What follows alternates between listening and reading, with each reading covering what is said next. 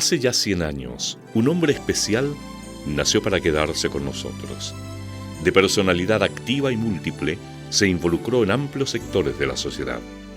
Les habló a ricos, pobres, jóvenes, adultos, creyentes y ateos. Fue un puente entre ellos. Les mostró el camino hacia Dios por medio del amor a los más necesitados. Como una visita de Dios a Chile, el Padre Hurtado dejó en nosotros un compromiso de su gran obra de amor. En una casa de Valparaíso, Alberto Hurtado Cruchaga nació el 22 de enero de 1901 en Viña del Mar.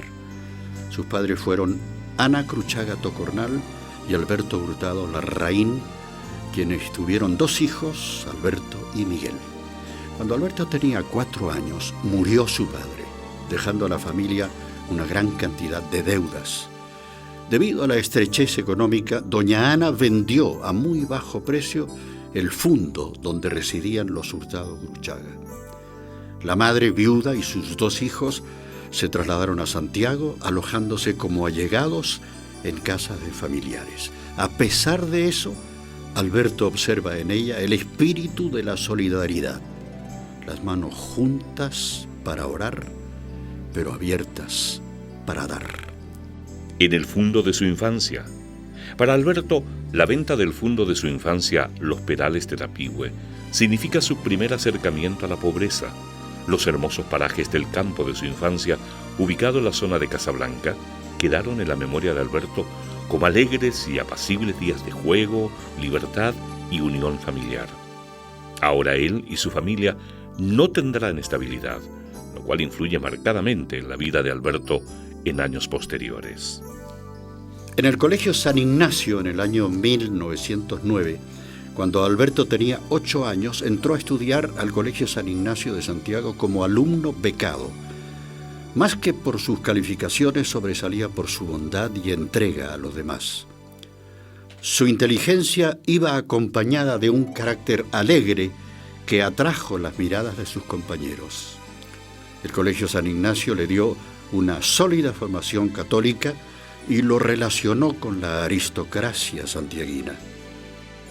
Desde pequeño desarrolló una profunda vida espiritual en grupos cristianos como la Congregación Mariana actual CBX. Por primera vez, a los 15 años, solicitó ingresar a la Compañía de Jesús. Sin embargo, sus superiores, entre ellos su director espiritual, el padre Fernando Vives, le aconsejaron esperar hasta que finalizara el bachillerato. Egresó del colegio con el premio en apologética y mención honrosa en todas las materias. Camino a la universidad. En 1918, Alberto ingresó a la Escuela de Derecho de la Universidad Católica. La crisis social era insostenible debido al cierre de las salitreras en el norte. Los trabajadores emigraron en masa a la capital en busca de una solución, alojándose en albergues. Alberto, después de sus clases y acompañado de algunos compañeros como Miguel Larraín y Augusto Salinas, visitaban estos lugares para darle apoyo moral a los desamparados mineros. En ese tiempo, las elecciones presidenciales del año 20 tensionaron y dividieron al país entre 2 candidatos. Por un lado estaba Arturo Alessandri, que defendía las ideas liberales, y por el otro, Luis Barros Borgoño, quien representaba a los conservadores y las iglesias de esos años. Alberto Hurtado participaba activamente en política y es nombrado prosecretario rentado del Partido Conservador. No descanses mientras haya un dolor que mitigar. Alberto Hurtado, siendo adolescente, luchó por los más necesitados a través de su ayuda en el patronato de Andacoyo, ubicado en el pobre y populoso barrio de Mapocho. Instado por el padre Vives, trajo allí, junto a sus amigos del colegio, entre ellos Manuel Larraín, con quien ocupó el cargo de la secretaría. Su acción en el patronato le permitió ejercer su apostolado social que se prolongó desde el colegio hasta la universidad. Siente un gran impulso de aliviar el dolor de los demás experimentando una espiritualidad muy profunda y de gran servicio. Durante el período de la crisis del salitre, Alberto Hurtado visitó los albergues. En un gesto de absoluta valentía, les llevó una palabra de aliento y el mensaje de la Iglesia a través de sus encíclicas sociales a una masa de hombres incrédula y desconfiada. La acción humana es inmensamente fecunda cuando está la voluntad de Dios. Mientras era estudiante, Alberto realiza el servicio militar en el regimiento Yungay. Por esa época lleva una activa vida universitaria. Participa en círculos de estudios de debate social y organizaciones estudiantiles. Sin embargo, deja espacio al espíritu y a la oración. Los ejercicios espirituales y los retiros eran prácticas constantes en él. Los primeros los había aprendido en el Colegio San Ignacio y fueron esenciales en su vida. Sin ser un jesuita todavía, Alberto Hurtado desarrolló a la perfección el ideal de la compañía: ser un contemplativo en la acción. Lograba unir las acciones concretas a través de la ayuda social en diversas obras de caridad con una profunda vida religiosa y de ofrecimiento a Dios. Un primer milagro lo acerca al sacerdocio. Alberto Hurtado finaliza sus estudios de Derecho con nota óptima de la Corte Suprema y distinción unánime en la Universidad Católica. Su memoria de bachiller y tesis para obtener el grado de licenciado versaron sobre sus problemas sociales vigentes en la época que le preocupaban: la reglamentación laboral de los niños y el trabajo a domicilio. Pese a la certeza de su vocación sacerdotal, debe postergar su deseo por la situación económica de su madre. El desenlace llegó tras un tiempo de diaria y prolongada oración nocturna. El juicio que habría iniciado en contra del comprador del fundo de su infancia dio sus frutos y el dinero adeudado fue devuelto junto con ello. Doña Ana logra independizarse y Alberto concreta su mayor anhelo: ser sacerdote. Largo camino al sacerdocio. El 14 de agosto de 1923, Alberto Hurtado ingresa a la Compañía de Jesús. Comenzó sus estudios en el noviciado de Chillán, lugar que lo acoge por 2 años. Luego viaja a la ciudad argentina de Córdoba, en donde realiza la etapa de formación llamada juniorado. En 1927 se traslada al Colegio Máximo de Sarriá de Barcelona, en España, en donde cursa 3 años de filosofía y 1 en teología. Sin embargo, tras la instauración de la República de España en el año 1931, Alberto viaja a Bélgica, debido a la persecución de que fueron víctimas las congregaciones religiosas, entre ellas la Compañía de Jesús. En la Universidad de Lovaina continúa el 2º año de teología y estudia simultáneamente pedagogía y psicología. Esta universidad le entrega un sello especial que estimula su preocupación por las cosas del mundo.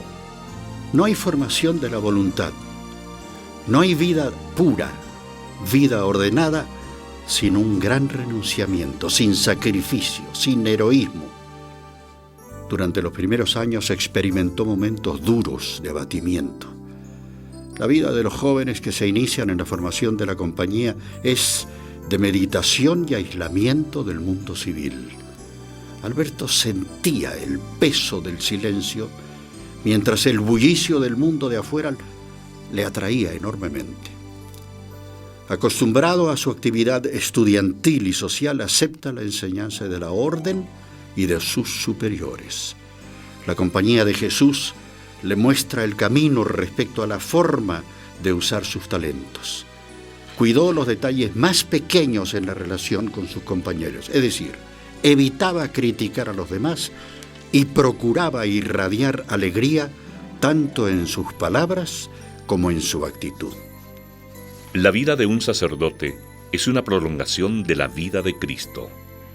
El padre Hurtado es ordenado sacerdote en Lovaina el 24 de agosto de 1933.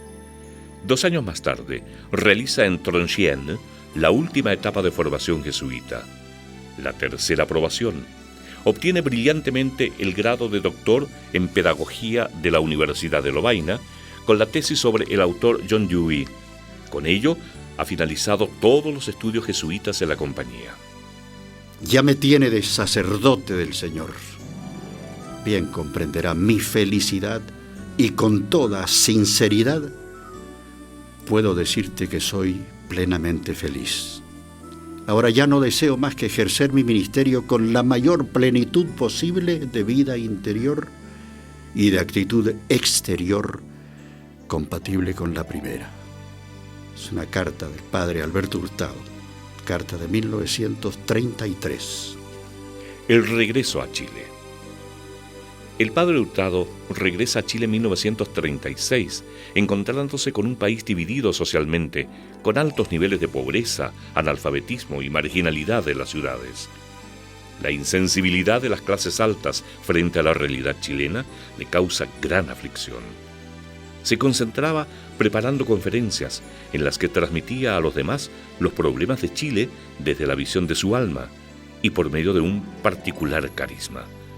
También realizaba clases en el Colegio San Ignacio, la Universidad Católica, el Seminario Pontificio Mayor y dirigía a los alumnos mayores de la Congregación Mariana. Muchas personas acudían donde él en busca de un consejo o para sentir el cálido afecto de su mirada al escucharlos. Cuando el tiempo se lo permitía, viajaba a la casa de los jesuitas en Calera de Tango, en donde encontraba tranquilidad para meditar y escribir. En 1937, mientras daba ejercicios espirituales, muere su madre, dejando en él la enseñanza de ayudar siempre a los demás. Un gran educador. Le encantaba trabajar con los jóvenes, aplicando en sus cátedras los conocimientos adquiridos en el extranjero.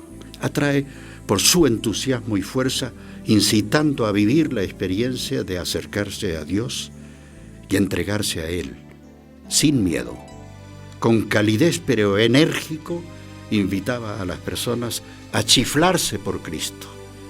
Eran tiempos de grandes cambios políticos. Mientras el padre Hurtado causaba un gran magnetismo, el Partido Conservador, que durante años había representado a los católicos, se dividía. Un grupo de jóvenes cristianos forma la Falange Nacional en 1935. Más tarde, la izquierda política agarra fuerzas en Chile por medio del Frente Popular, que llevó a la presidencia a Pedro Aguirre Cerda de 1938 a 1941. Formador de vocaciones. La Iglesia debía llevar su palabra de aliento a todos los rincones del país que la requerían: el campo, la ciudad, el interior de las familias y las industrias. La escasez sacerdotal de la época impulsa al padre Hurtado a trabajar captando vocaciones. Era urgente formar sacerdotes que quisieran convertirse en testigos de Cristo, servidores de los demás y luchadores por la justicia social. Para el padre Hurtado, este era el mejor camino de identificación con Dios y de realización del llamado a la santidad. Decía que Cristo está en el origen y en la fuerza de cada vocación.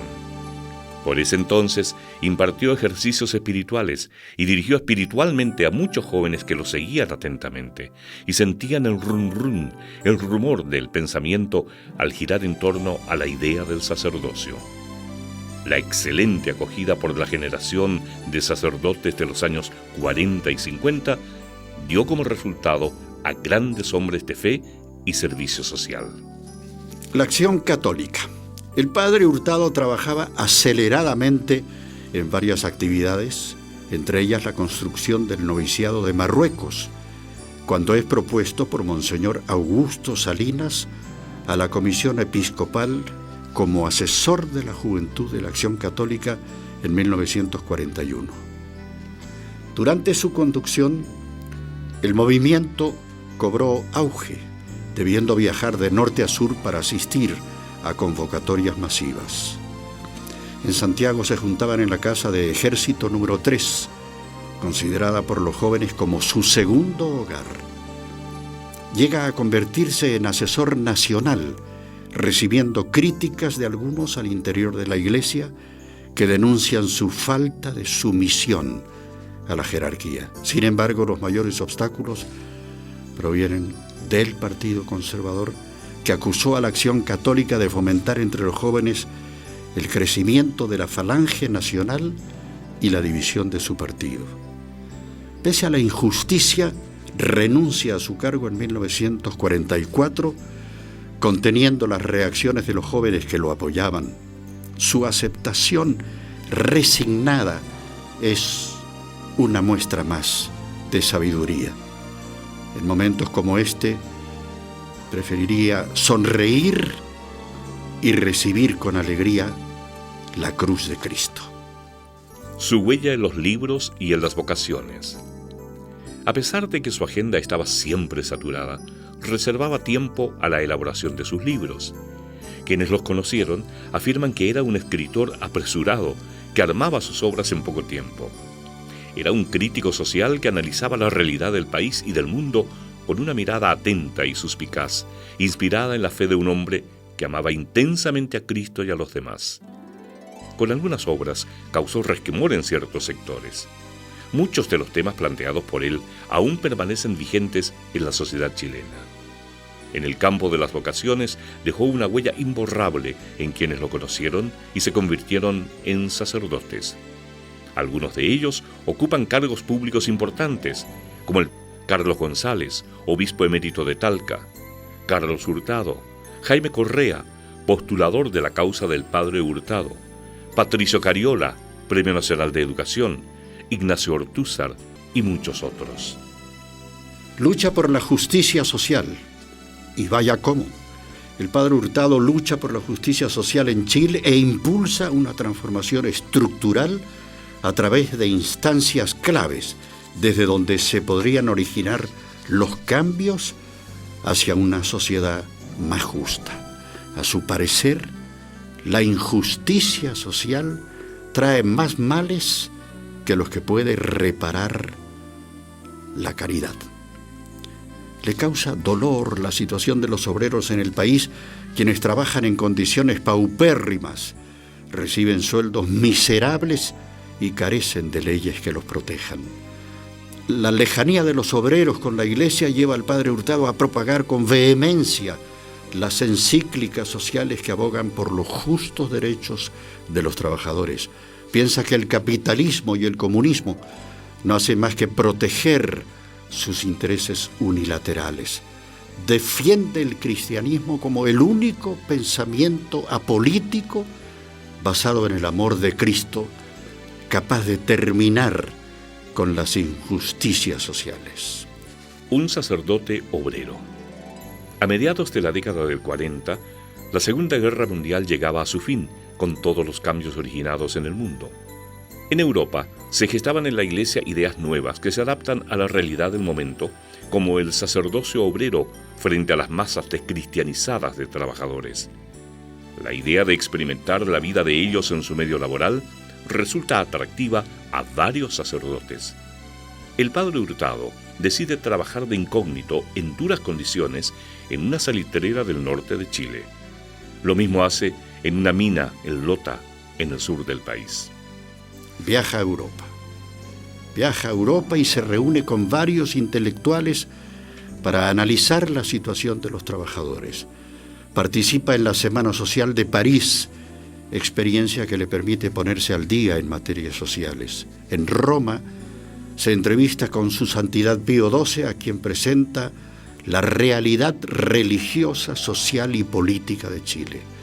Le plantea la urgencia de llevar la doctrina social de la Iglesia al mundo sindical y hacer presente el espíritu cristiano en los trabajadores. Llega a Bélgica para estudiar la Liga de los Campesinos Católicos y los sindicatos cristianos. Mientras tanto, en Chile, herederos de una legislación conservadora, los obreros se organizan en sindicatos únicos establecidos en cada industria. Sin embargo, no eran asociaciones libres y generalmente eran conducidas por personas sin formación cristiana o manejadas por ideologías políticas. El pobre es Cristo. Acababa de dejar la Acción Católica cuando repentinamente un hecho inesperado lo involucra en otro proyecto. En una noche fría y lluviosa de octubre del año 1944, el padre Hurtado es interceptado por un pobre que le solicita ayuda porque no tiene un lugar donde dormir. Al verlo desamparado y enfermo, sintió que ese pobre era el mismo Cristo desolado. Días después, contó esta experiencia a un grupo de señoras de la Congregación del Apostolado Popular, que se encontraba en un retiro.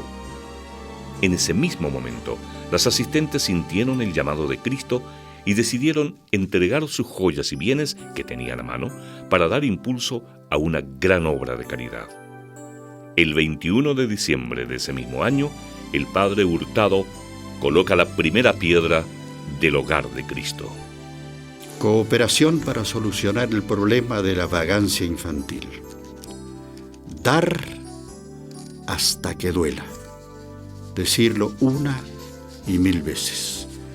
El encuentro con ese pobre marcó al padre Hurtado fuertemente. El Hogar de Cristo surgió a partir de la necesidad espiritual que se acrecienta en él cuando ve el rostro de Cristo en un hombre abandonado.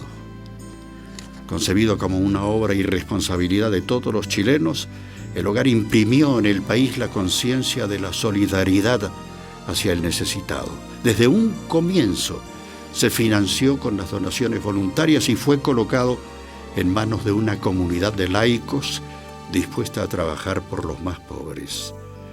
Adultos, ancianos, enfermos y niños son acogidos con amor y respeto. Nadie olvidará la enorme preocupación del padre Hurtado por los niños vagabundos, a quienes recogía en su célebre camioneta verde o lanzándose por una cuerda desde los puentes del Mapocho. La injusticia causa enormemente más males que los que pueda remediar la caridad.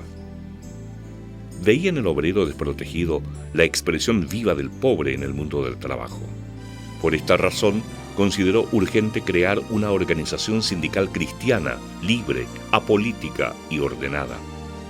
Así formó la Acción Sindical y Económica Chilena, ASICH, en 1947, ocupando el cargo de capellán. La ASICH se preocupó de formar a sus dirigentes desde una perspectiva cristiana, orientar a sus obreros y organizar los servicios jurídicos y sociales que defendieran sus derechos. Por medio de su acción, se logró redactar el proyecto del Código del Trabajo. Tiempo después, fue reconocida y afiliada a la Confederación Internacional de Sindicatos Cristianos e integrada a organismos internacionales como la ONU, UNESCO y la Organización del Trabajo, OIT. El mundo está cansado de palabras. El mundo lo que necesita son acciones. Una de sus últimas obras fue la creación de la revista Mensaje en octubre de 1951. Su misión era llegar a los ambientes intelectuales con una revista que hiciera presente el Evangelio al mundo de la sociedad de su tiempo. La revista hizo explícitos los valores de la justicia social, la solidaridad, el servicio público y la probidad. En su primera editorial, el padre Hurtado explicó que su nombre aludía al mensaje traído por Cristo a la tierra que era necesario prolongar por medio del análisis intelectual y del debate serio. Su muerte. El padre Hurtado murió el 18 de agosto de 1952, afectado de un cáncer al páncreas, y cuando solo tenía 51 años. Durante el tiempo de su agonía, da gracias a Dios por enviarle una enfermedad que le permitió despedirse de sus amigos y patroncitos, como llamaba a todos con cariño. Se entrega por completo a Dios con alegría, demostrando con ello su santidad al enfrentar la muerte con la espiritualidad que lo acompañó siempre. Dice: el patrón me llama y aquí estoy, listo y feliz. Su muerte causó gran impacto y duelo nacional. Ese día los periódicos y revistas de diversas ideologías publicaron artículos sobre su vida. A su funeral asistieron autoridades, políticos, gente de todas las edades y condición social. Los presentes dicen que, al sacar su ataúd fuera de la iglesia del Colegio San Ignacio, una cruz de nubes se formó en el cielo. Si silenciáramos su lección, desconoceríamos el tiempo de una gran visita de Dios a nuestra patria.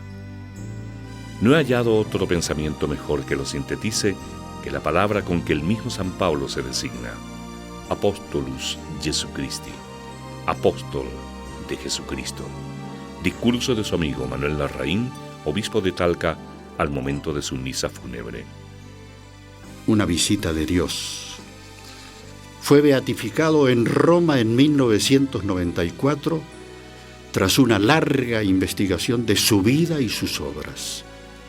La recuperación milagrosa de María Alicia Cabezas, afectada por una enfermedad cerebral, fue una de las muestras objetivas para que ya fuera considerado beato.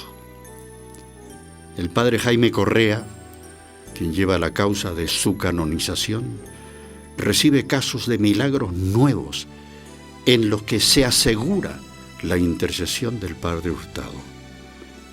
Todos ellos son indagados rigurosamente para seleccionar el que podría ser causa de su canonización. Hoy sus restos descansan en el santuario Padre Hurtado, ubicado, como saben, en la comuna de Estación Central, en la ciudad de Santiago. Este santuario urbano acoge a quienes llegan en busca de consuelo para dar gracias, orar o impregnarse del espíritu de un hombre santo. Un hermoso recorrido dirige a su tumba, en donde los peregrinos experimentan a diario un encuentro con Cristo.